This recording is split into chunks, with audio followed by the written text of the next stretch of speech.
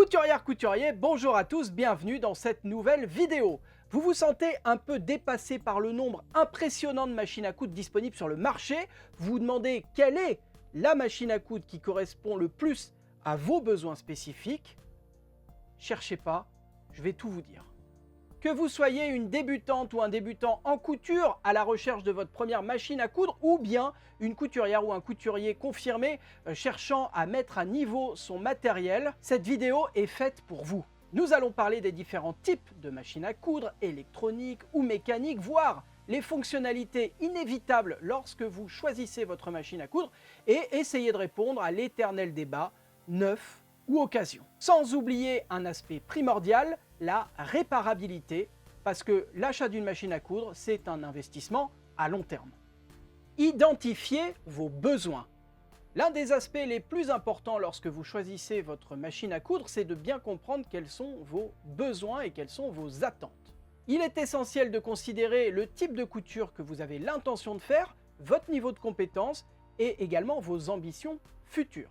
Par exemple, si vous avez l'intention simplement de coudre par exemple des rideaux ou de faire des ourlets de pantalons, une machine à coudre basique d'entrée de gamme suffira largement, vous n'avez pas besoin de dépenser un SMIC dedans. Cependant, si vous avez par exemple l'intention de faire des vêtements, d'autres fonctionnalités peuvent être importantes, voire inévitables pour vous. Je pense par exemple à une boutonnière automatique qui vous faciliterait grandement la tâche lorsque vous auriez besoin de faire des boutonnière, ça va de soi. Toujours en parlant de vêtements, ou même pour les accessoires, vous avez peut-être l'intention de personnaliser ce que vous allez faire, en y ajoutant par exemple une petite broderie, un prénom. Toutes les machines à coudre ne proposent pas d'alphabet, ne proposent pas la possibilité de broder des lettres, et il va falloir, lorsque vous allez rechercher la machine, viser ce type de machine à coudre, ou réfléchir à acheter une machine à coudre peut-être moins haut de gamme, et aller chercher ensuite une brodeuse, une machine qui va faire que de la broderie. Tout ça, c'est ce qu'on va voir juste après.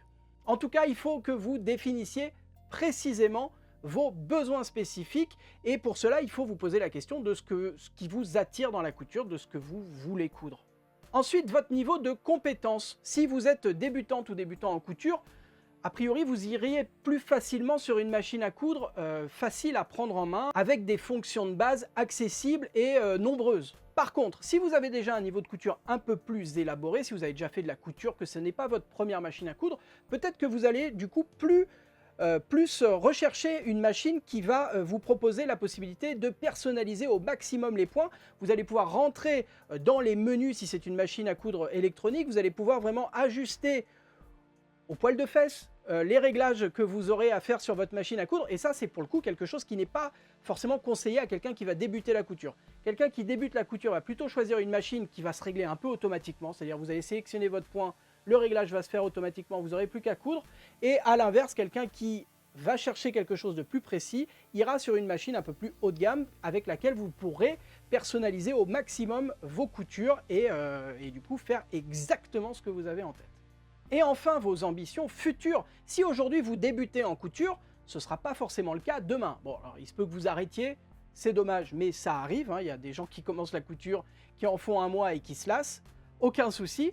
Mais il faut peut-être d'ores et déjà commencer à réfléchir à l'avenir. Si la couture vous plaît, est-ce que vous n'allez pas, dans un an, peut-être même dans 6 mois, vous retrouver un peu bloqué si vous choisissez une machine à coudre limitée, entrée de gamme, avec assez peu de possibilités? Ça, c'est quelque chose aussi qu'il faut réfléchir. En fait, là, l'idée, c'est de bien doser vos envies, vos compétences et donc ce que vous comptez faire à l'avenir pour ne pas dépenser trop d'argent dans une machine à coudre qui sera trop élaborée et qui sera au-dessus de ce que vous pourriez faire avec. Ce serait dommage en fait d'acheter une machine à coudre très haut de gamme et de ne s'en servir qu'à moitié, voire à beaucoup moins, avec un pourcentage très moindre de ce qu'elle serait capable de faire. Et à l'inverse, c'est de pas non plus acheter quelque chose de trop limitant qui, au bout d'un moment, ne vous satisfera plus, vous bloquera dans votre progression en couture et du coup vous obligera à racheter un autre modèle, ce qui fait des dépenses. Disons que si vous achetez 2 machines à coudre à 6 mois ou 1 an d'intervalle, peut-être qu'il vaut mieux mettre tout cet argent en commun pour acheter une machine à coudre d'entrée de gamme, enfin d'entrée beaucoup mieux. Mécanique ou électronique?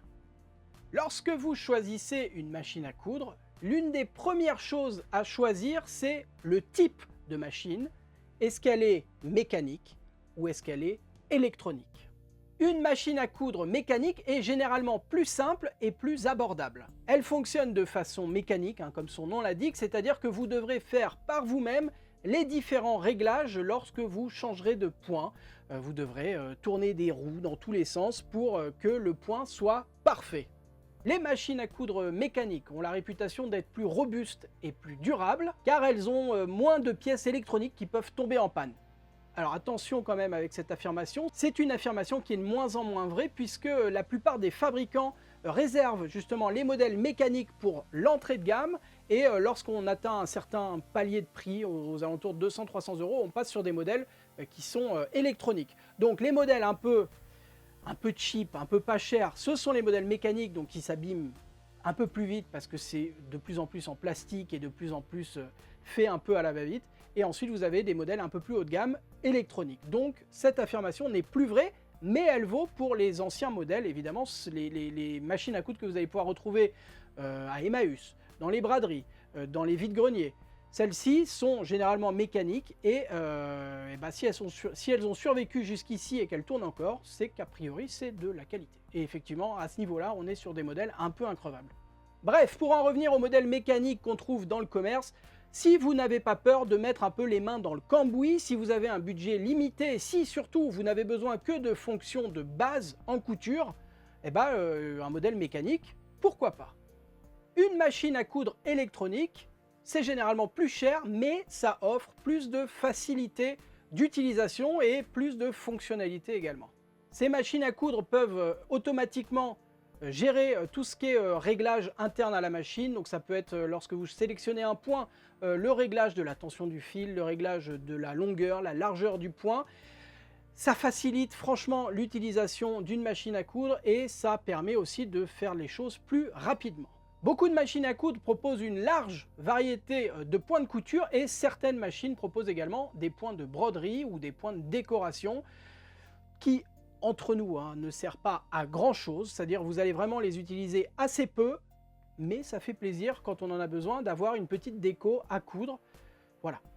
Mon conseil à ce niveau-là, si vous êtes débutante ou débutant en couture, je vous conseille très franchement d'aller plutôt sur une machine à coudre électronique qui sera beaucoup plus simple à prendre en main, qui va vous offrir plus de fonctionnalités, qui facilite en fait tout ce qui est prise en main justement.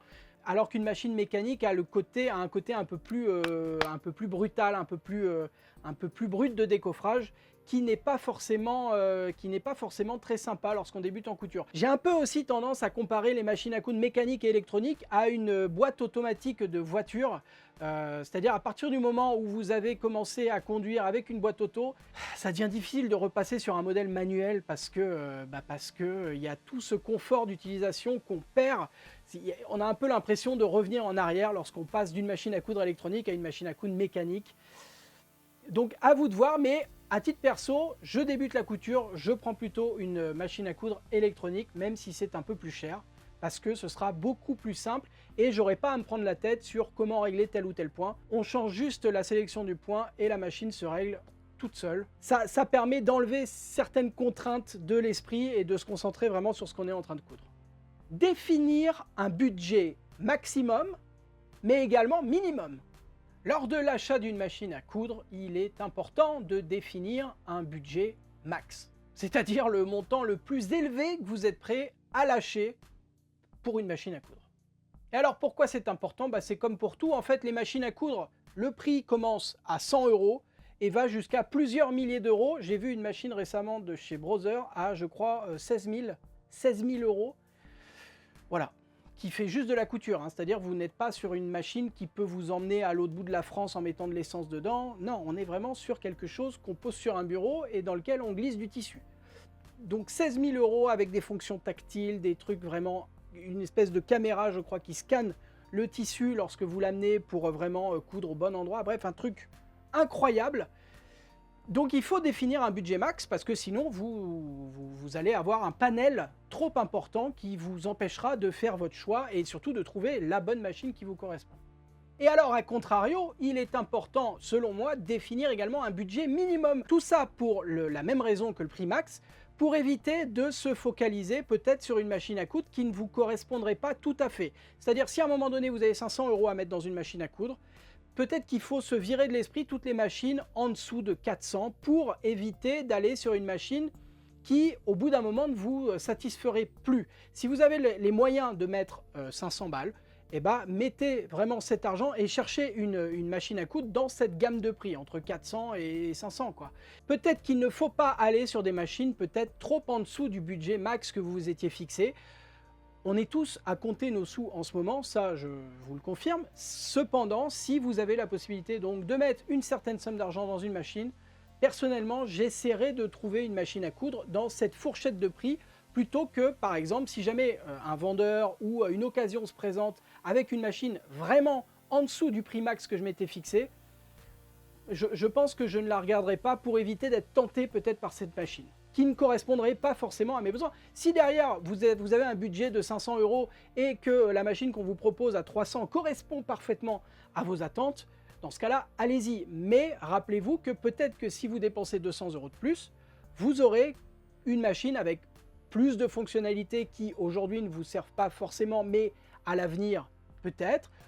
Vous aurez peut-être une machine à coudre d'une autre marque qui a une fiabilité meilleure, un meilleur service client par exemple, une meilleure durabilité. Bref, essayez de mettre tout ça dans la balance et n'allez pas forcément sur le prix le moins cher. Essayez de comparer justement ce que vous pourriez avoir en mettant le prix maximum que vous étiez prêt à mettre. En gros, on définit un budget, mais en évitant de se focaliser uniquement sur le prix de la machine, en évitant d'aller chercher forcément le prix le plus bas, et on se concentre sur les caractéristiques de la machine, sur sa durabilité et sur l'évolution qu'on va pouvoir avoir avec elle. Et alors en parlant du prix, je fais une petite digression parce qu'il y a depuis quelques mois maintenant sur Facebook des arnaques à la machine à coudre.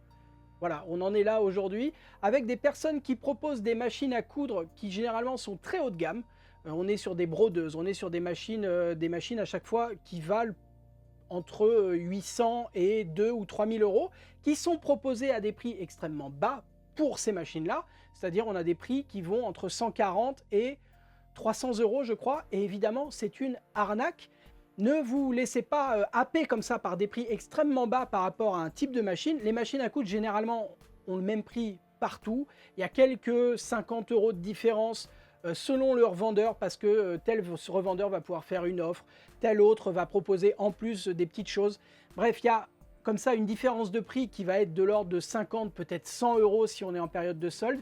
Mais on n'est pas sur du 10%, quoi. On n'est pas sur une machine à 4000 qui vaut d'un coup 140, parce que là, ça ne fonctionne pas. Il y a en ce moment, donc sur les réseaux sociaux, une vague d'arnaques avec des machines proposées à des prix extrêmement bas.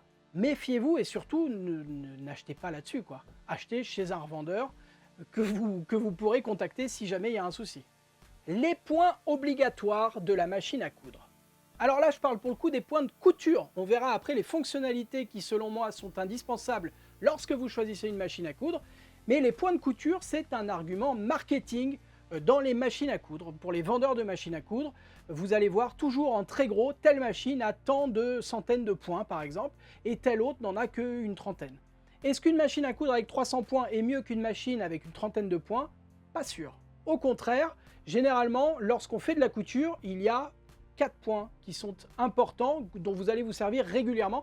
Honnêtement, il y en a un qui est vraiment indispensable, et ça tombe bien, c'est le seul point que toutes les machines à coudre font, c'est le point droit. Mais il y en a donc 3 autres qui, selon moi, devraient être présents sur toutes les machines, parce qu'on s'en sert, quoi. Le point droit, c'est le point de base de la machine à coudre, c'est celui que vous allez utiliser 90-95% du temps, si vous faites de la couture sur un tissu non extensible. Si vous faites de la couture sur un tissu extensible type jersey, jersey c'est quand on fait des t-shirts par exemple, c'est le tissu lorsque vous tirez, prenez votre t-shirt, vous tirez, vous allez voir, ça s'étend.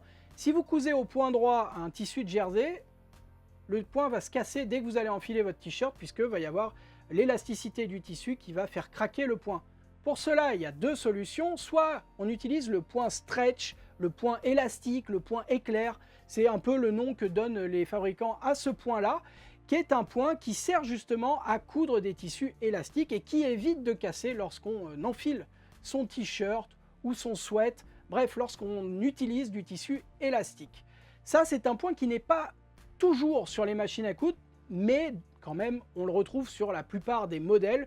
Ma machine là qui a coûté 100, je crois qu'en ce moment elle est autour de 200 €, c'est la FS40 S, elle a ce point-là. Donc même sur les machines à coudre vraiment d'entrée de gamme, on retrouve ce type de point et ça permet donc de coudre tous les tissus élastiques. L'autre point que vous allez normalement retrouver vraiment sur toutes les machines, même d'entrée de gamme, même mécanique, même ce que vous voulez, c'est le point zigzag. Le point zigzag qui peut avoir la même utilité que le point élastique, en moins bien, mais ça aide quand même. Lorsque votre machine n'a pas de point élastique, vous allez pouvoir utiliser le point zigzag pour faire un point justement qui va s'étendre lorsque vous allez coudre un tissu élastique. Et le point zigzag sert également à surfiler, par exemple, les tissus. Lorsque vous n'avez pas de surjeteuse, vous allez piquer une fois dans le tissu, une fois juste au bord, clac, clac, clac, clac, clac, clac, avec un point assez ramassé. Et ainsi, vous allez surfiler votre tissu et éviter qu'il ne s'effiloche. Je cherchais le mot.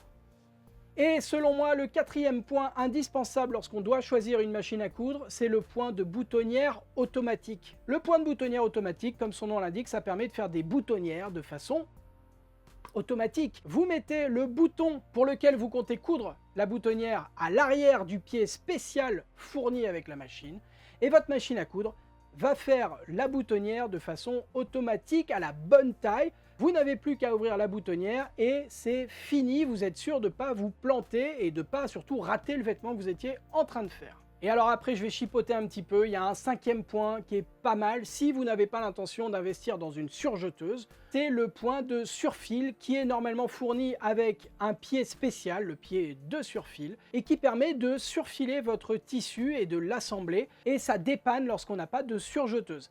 La seule différence, je dirais, enfin la seule, ça se voit quand même que c'est un point fait à la machine, mais la vraie différence avec une surjeteuse, c'est que la machine à coudre est plus lente qu'une surjeteuse. Donc surfiler un vêtement, ça va vous prendre des plombes, mais ça vous évite d'investir dans une surjeteuse à plusieurs centaines d'euros, quoi. Donc le point de surfil, c'est pas mal. Si vous hésitez entre deux machines, que vous avez l'intention de faire des vêtements, que vous souhaitez avoir des finitions un peu plus travaillées que les bords bruts du tissu à l'intérieur de votre vêtement, le point de surfil, pour ça, c'est pas mal. Et encore une fois, vous pourrez de toute façon faire un surfil avec le point zigzag. Mais si vous avez le point spécial, c'est mieux. Les fonctionnalités importantes sur une machine à coudre. Pour moi, il y a 4 fonctionnalités importantes sur une machine à coudre. La première, c'est la boutonnière automatique. Alors, c'est un point de couture et c'est également une fonctionnalité. Voilà, je ne vous réexplique pas comment ça marche. C'est très pratique si vous avez l'intention de coudre des vêtements avec des boutonnières, des chemises, des vêtements pour bébé, des pantalons. Il y a quand même beaucoup besoin de boutonnières, même certains accessoires ont évidemment des boutonnières à coudre. Je pense à des porte-monnaies par exemple qui se referment avec un bouton. Et en fait, si vous n'avez pas de boutonnière automatique, le faire directement à la machine avec un point zigzag très rapproché, très précis, ça va vous prendre un temps fou. C'est pas évident que vous y arriviez et que vous ne ratiez pas tout le projet. La boutonnière, franchement, moi c'est un peu ma petite cerise sur le gâteau parce que le fait de voir comme ça la boutonnière se coudre automatiquement, ça m'a toujours impressionné, je trouve ça magique, quoi. Et aujourd'hui, une machine sans boutonnière, ça m'angoisserait un peu. La seconde fonctionnalité importante, selon moi, c'est la position de la canette. Aujourd'hui, sur les machines à coudre, il y a 2 types de canettes. Alors d'abord, il faut que je vous explique ce qu'est une canette, si vous ne savez pas. Lorsque vous cousez, on a besoin de 2 fils. Un fil supérieur sur le dessus de la machine, juste là, et un fil inférieur qui est en dessous, qui est dans une canette qu'il faut remplir sur votre machine à coudre. Et cette canette, il y a 2 manières de la positionner dans la machine à coudre. Soit en la cachant complètement, c'est-à-dire votre canette se place à l'intérieur d'un boîtier qui est mis à l'intérieur de la machine, qui est ensuite refermé. Du coup, vous ne voyez pas la canette, vous ne savez pas quelle quantité de fil il reste et si, surtout, il y en a suffisamment pour la couture que vous êtes en train de faire. Si vous voulez savoir, il va falloir réouvrir la machine, ressortir la canette et du coup ensuite la réenfiler. La deuxième façon de faire, c'est en ayant un petit capot translucide avec une canette positionnée à l'horizontale. Et alors là, l'avantage, c'est que vous voyez la quantité de fil disponible à l'intérieur de la canette et vous n'êtes a priori pas à court de fil en cours de couture. Troisième fonctionnalité presque indispensable, le bras libre. C'est cette partie-ci qui se retire et qui permet d'avoir un espace de couture beaucoup plus réduit. Et vous allez me dire, mais à quoi ça sert ça, mon petit gars? Eh ben, ça sert simplement à insérer des tubes. Alors vous allez me dire, mais moi je ne couds pas de tubes. Eh ben si vous faites des ourlets de pantalon par exemple, vous cousez des tubes. Le bras libre, lorsqu'on fait pas mal d'ourlets, lorsqu'on fait des panières par exemple, lorsqu'on fait des emmanchures, Alors, le corps humain c'est quand même un gros tube, hein. Donc à un moment donné on coud pas mal de tubes, et le bras libre ça permet justement d'éviter de se gêner avec le tissu. En fait vous avez vraiment enfilé votre tissu et le tissu va se présenter sans à aucun moment se passer dessus.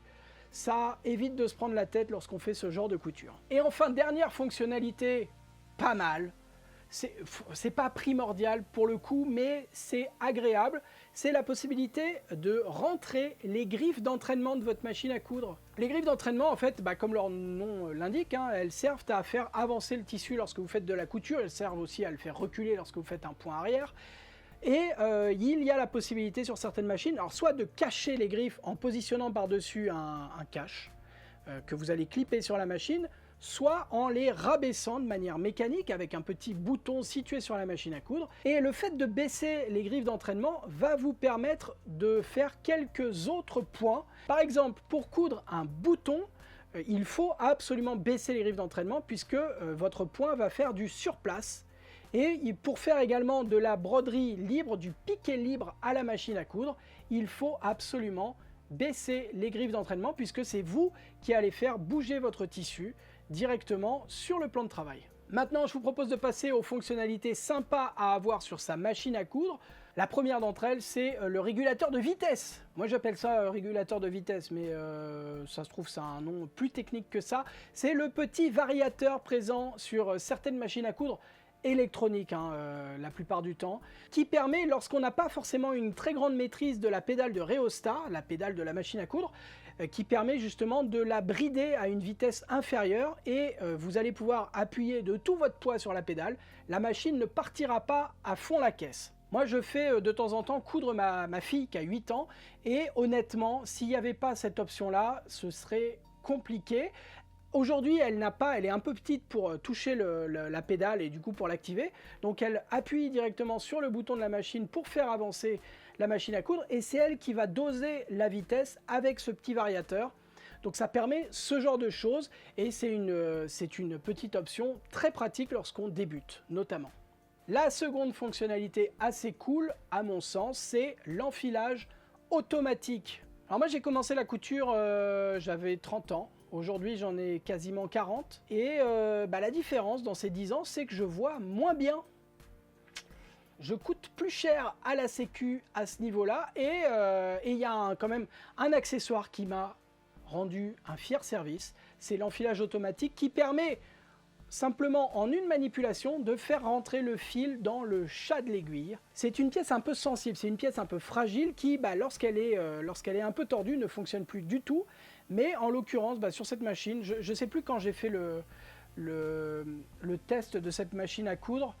Je pense que c'était il y a à peu près 1 an, et depuis 1 an, tout va bien. C'est une pièce qui se change de toute façon lorsqu'il y a un problème, mais ça me rend de fier service, parce que je me rappelle m'être pris la tête à mouiller comme ça le bout du fil pour ensuite l'introduire dans le chat de l'aiguille, essayer 4 fois parce que évidemment on vise pas forcément très bien au début. Là vraiment en une manipulation, le fil est enfilé et on passe à autre chose.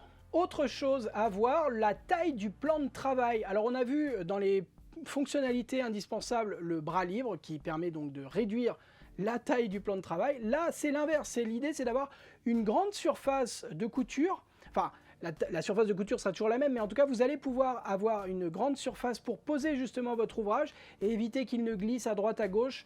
Ça permet en fait de coudre des grandes pièces de façon beaucoup plus simple, d'avoir une grande table. Il y a certaines machines à coudre qui sont vendues avec des tables d'extension qui se clipent en fait à l'extrémité de votre machine à coudre, et du coup lorsque vous travaillez sur des grandes pièces, c'est très agréable et ça évite justement que votre tissu ne tombe et ne tire et ne soit pas cousu droit parce qu'il y aura une petite tension à un endroit.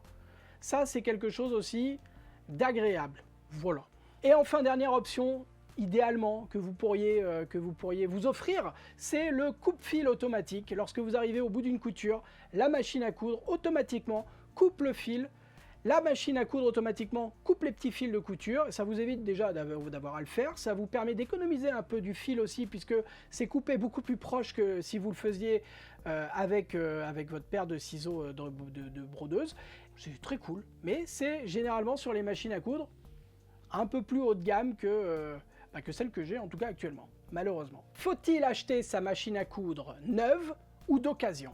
Acheter une machine à coudre neuve, ça vous offre trois avantages par rapport à une machine à coudre d'occasion. La première, c'est la garantie du revendeur. Lorsque vous achetez une machine à coudre neuve, vous avez forcément, en tout cas en France, je ne sais pas trop comment ça se passe si vous êtes au Canada ou dans des pays francophones comme ça, autres que l'Europe, mais en tout cas pour tout ce qui est France, vous avez vraiment une garantie de 2 ou 3 ans selon le type de machine. Certains revendeurs proposent même maintenant des garanties jusqu'à 5 ans. Ce qui vous garantit d'avoir une machine qui fonctionne si vous ne faites pas n'importe quoi avec. Ensuite, acheter une machine à coudre neuve, ça vous permet de bénéficier normalement des technologies de pointe, des dernières évolutions de la machine à coudre. La couture, c'est pas un univers où il y a des améliorations tous les 4 matins. Hein. Honnêtement, on n'est pas sur un secteur aussi dynamique que ça, mais il y a quand même des petites choses qui se font, qui s'améliorent avec le temps, et il y a des modèles de machines à coudre, pareil, qui vont évoluer avec le temps, et le fait d'aller sur un modèle neuf vous permet de bénéficier des dernières fonctionnalités disponibles pour ce type de modèle. C'est l'avantage par rapport à un modèle d'occasion. Si vous aimez tout ce qui est un peu technologique, c'est pas mal. Dernière chose, les instructions claires. Lorsque vous achetez une machine neuve, il y a forcément un mode d'emploi qui est fourni avec, et de plus en plus vous avez également des modes d'emploi en ligne, c'est-à-dire des prises en main qui sont réalisées par le fabricant ou par certains revendeurs. Vous allez pouvoir voir la machine à coudre en utilisation. Ça va vous permettre de faciliter l'apprentissage de la prise en main de cette machine, à mon sens. Par contre, forcément, il y a des inconvénients. Acheter une machine à coudre neuve, c'est plus cher en théorie qu'une machine à coudre d'occasion. Maintenant, pourquoi acheter une machine à coudre d'occasion? Eh bien, pour la même raison que l'inconvénient des machines à coudre neuves, c'est meilleur marché, c'est plus facilement accessible, c'est moins cher. Le deuxième point positif d'une machine à coudre d'occasion, c'est sa durabilité. Il y a de nombreuses machines à coudre anciennes qui sont réputées pour leur fiabilité. Donc si vous avez la chance de tomber sur une machine à coudre ancienne bien entretenue, c'est un petit peu une espèce de garantie que ça va durer encore quelques années, quelques décennies peut-être. Les inconvénients avec les machines à coudre d'occasion, eh bien on rejoint toujours le même point, c'est l'usure. Usure que vous ne verrez pas forcément lorsque vous achèterez la machine, surtout si vous n'avez pas une très grande expérience dans les machines à coudre. Lorsqu'on trouve une machine à coudre sur un stand, c'est difficile d'arriver avec des outils, de l'ouvrir pour vérifier que les pignons soient bien mis et que la machine ait été régulièrement entretenue. On peut éventuellement trouver une prise pour voir si elle tourne, mais vous ne pourrez pas passer l'après-midi à la tester, malheureusement. Donc une machine à coudre d'occasion, ça peut nécessiter parfois des entretiens coûteux, voire le changement de certaines pièces qui au final peuvent se révéler assez chères. Et deuxième souci, le manque de garantie, c'est-à-dire que voilà, contrairement à un produit neuf, si jamais vous achetez votre machine à coudre d'occasion et que 3 semaines après elle ne fonctionne plus, vous aurez que vos yeux pour pleurer, il faudra l'amener à réparer, et là ça peut vous coûter encore une fois assez cher en réparation, selon le problème que vous allez rencontrer, évidemment. Dernier souci que vous risquez de rencontrer, c'est la technologie de la machine à coudre. Une machine à coudre ancienne sera moins équipée, moins fournie en fonctionnalité qu'une machine à coudre neuve, forcément. Moi, mon conseil, si vous débutez en couture, honnêtement, je pense qu'il est préférable d'aller sur une machine à coudre neuve. C'est plus cher, c'est vrai, mais il y a tout un tas quand même d'avantages, parmi lesquels le fait de l'acheter dans un magasin qui va vous permettre, en cas de souci, de remplacer justement ce qui ne va pas. Lorsqu'on achète une machine d'occasion et qu'on n'y connaît pas grand-chose, Vous risquez d'acheter un modèle qui, sur le moment, va fonctionner, mais qui, 3 jours après, ne fonctionnera plus, ou vous aurez quelque chose qui ne marche pas bien, un point qui devient lâche, une fonctionnalité qui ne marche plus, et vous ne saurez pas comment régler tout ça sans aller chez un réparateur qui vous facturera forcément la prise en charge, la prise en main. Mon conseil, c'est de trouver une boutique, un revendeur de machines à coudre, qui va vous proposer des modèles d'occasion qu'il aura lui-même révisés et qui pourra vous garantir. Il y a des vendeurs qui proposent des machines retapées d'occasion qui sont du coup garanties pendant 6 mois ou 1 an, voire plus pour certaines machines. Et du coup, vous avez les avantages du neuf avec le prix de l'ancien. C'est idéal. Avec la technologie de l'ancien aussi, mais bon, on ne peut pas tout avoir, quoi. Ou acheter sa machine à coudre. Bon, alors je tourne cette vidéo en 2023. Aujourd'hui, il y a quand même énormément de choses qui s'achètent sur Internet. Personnellement, j'ai acheté la plupart de mes machines à coudre également sur Internet, enfin sauf les anciennes du coup qui sont en déco, parce que celles-là, je ne les trouvais pas en ligne. Mais sinon, toutes les autres, franchement, ont été achetées en ligne. Et c'est pas quelque chose que je conseille, surtout lorsqu'on n'y connaît pas grand-chose. Honnêtement, aujourd'hui, aller dans une boutique de machines à coudre avec des professionnels qui connaissent les modèles et qui peuvent surtout vous montrer comment ils fonctionnent, comment les mettre en marche, comment coudre en fait. Ça peut être un vrai plus lorsqu'on achète sa machine à coudre. La plupart des machines à coudre fonctionnent de la même façon, très honnêtement, mais chaque fabricant a des petites fonctionnalités qui s'activent d'une manière différente. Les boutonnières automatiques dont j'ai pas mal parlé, tous les fabricants ne procèdent pas de la même façon lorsqu'on active cette fonction.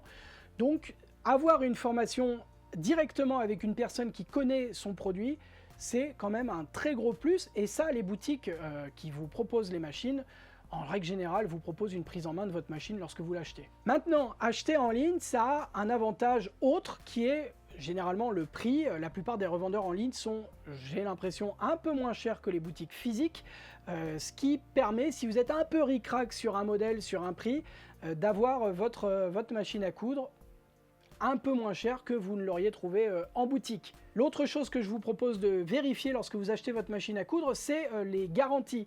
Je vous l'ai dit, la plupart du temps, les garanties sont de 2 ou 3 ans, ça dépend du fabricant. Et il y a certaines boutiques qui proposent des garanties supplémentaires qui sont alors soit payantes, soit offertes.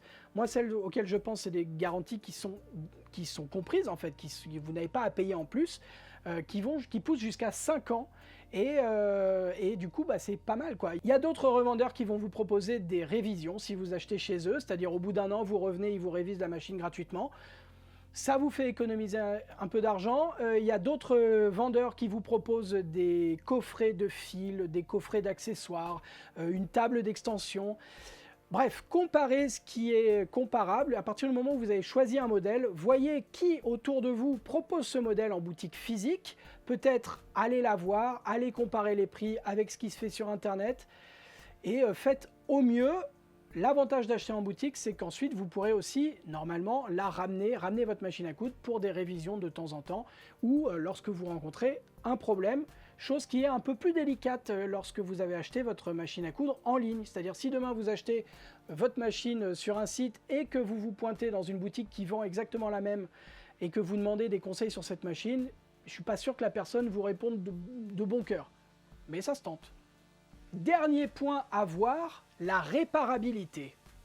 Le choix d'une machine à coudre, ça doit être un investissement à long terme, selon moi, et du coup, la possibilité de réparer sa machine à coudre en cas de problème, c'est un point important à voir. Le premier point, c'est la disponibilité des pièces détachées. Je vous cite un exemple tout bête. Il y a quelques années, moi, lorsque j'ai commencé la couture, il y avait des machines à coudre Toyota, qui étaient des machines à coudre d'ailleurs plutôt originales, puisqu'elles avaient un coloris un peu différent. Elles étaient...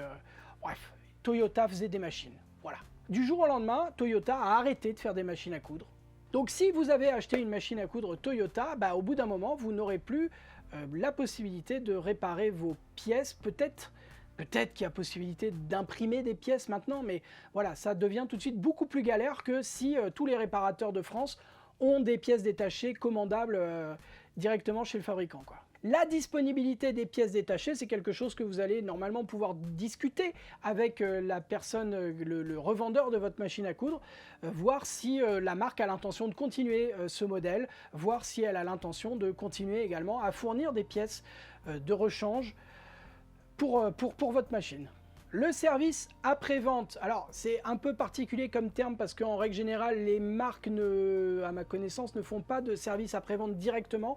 Le service après-vente va se passer via les revendeurs et du coup, vérifiez ça lorsque vous achetez votre machine à coudre, de savoir comment ça se passe si jamais il y a un souci.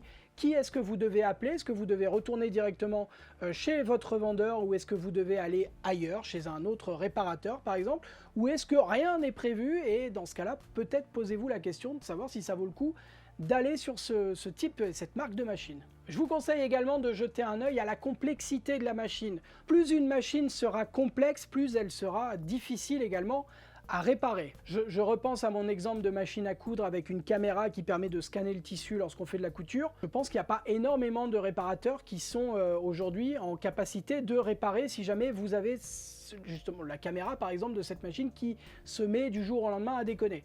Il y a des technologies qui aujourd'hui sont un peu plus délicates à réparer qu'une simple roue dans une machine, qu'un simple engrenage dans votre machine à coudre, pour faire très simple. La dernière chose que vous pouvez vérifier, c'est le réseau de réparateurs pour votre machine à coudre.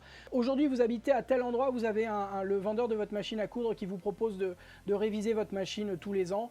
Très bien, c'est à côté de chez vous, c'est parfait. Si demain vous déménagez, est-ce que vous avez toujours la possibilité d'entretenir votre machine à coudre de façon régulière? Est-ce que vous allez trouver quelqu'un qui va vous prendre en main?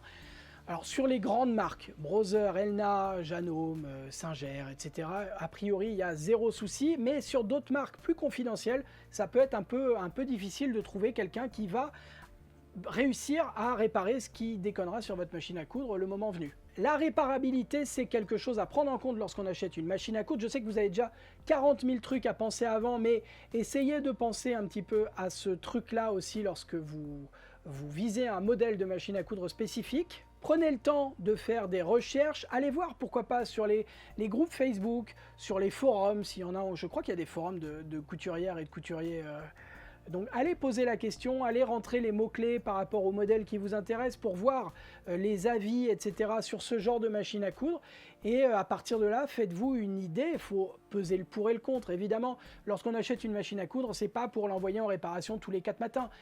Mais ça arrive, ça peut arriver et lorsque ça arrive, c'est un peu contraignant, quoi. Surtout lorsqu'on trouve personne pour nous assister à ce niveau-là. Dernière chose dont je voulais vous parler, j'ai mis en place sur mon site internet, sur mon blog qui s'appelle Couture Enfant, j'ai mis en place un quiz qui vous permet de trouver la machine à coudre idéale pour vous. En gros, un petit questionnaire avec 3 questions, je crois, qui ensuite vous propose une machine à coudre qui va correspondre à votre niveau de couture et à votre budget. Le lien est juste en dessous de moi dans la description. Voilà, c'est gratuit, évidemment. Merci à toutes et tous d'avoir suivi cette vidéo jusqu'ici. Vous le savez, si vous arrivez au bout de mes vidéos, en ce moment je propose un mot mystère, un mot de couture qu'on se partage dans les commentaires de cette vidéo juste en dessous de moi et qui me permet moi de voir quelles sont les personnes qui vont effectivement au bout de la vidéo et qui ne sont pas là juste à grappiller des infos à droite à gauche. Bref, le mot mystère dans cette vidéo, c'est biais. Et du biais, qu'est-ce que c'est? Eh bien, c'est ça, c'est une bande de tissu coupé à 45 degrés dans un pan de tissu. C'est pour ça que ça s'appelle le biais, c'est coupé vraiment en biais dans le tissu pour conserver toute l'élasticité maximum du tissu. Et une bande de biais, ça sert à décorer ou à finir un bord brut sur un vêtement ou sur un accessoire. Ça se pose en règle générale à cheval, hop là, c'est-à-dire vous avez votre bande comme ceci et on va la poser donc sur le tissu comme ça, à cheval, directement dessus, pour que ce soit joli et bien fini. Allez, merci à tous d'avoir suivi cette vidéo jusqu'ici. Si elle vous a plu, vous connaissez la rengaine, vous n'hésitez pas à me le dire en laissant un petit commentaire, un pouce en l'air et surtout en vous abonnant à cette chaîne YouTube. C'est le gros rectangle rouge juste en dessous de moi où il y a marqué abonnement, il suffit de cliquer. Vous pouvez également soutenir mon travail en donnant un petit peu d'argent via YouTube. C'est le bouton juste à côté, le bouton rejoindre. Ça aide, je ne vous le cache pas. Moi, je vous dis à vendredi pour une prochaine vidéo. D'ici là, prenez soin de vous, bonne couture, bye bye.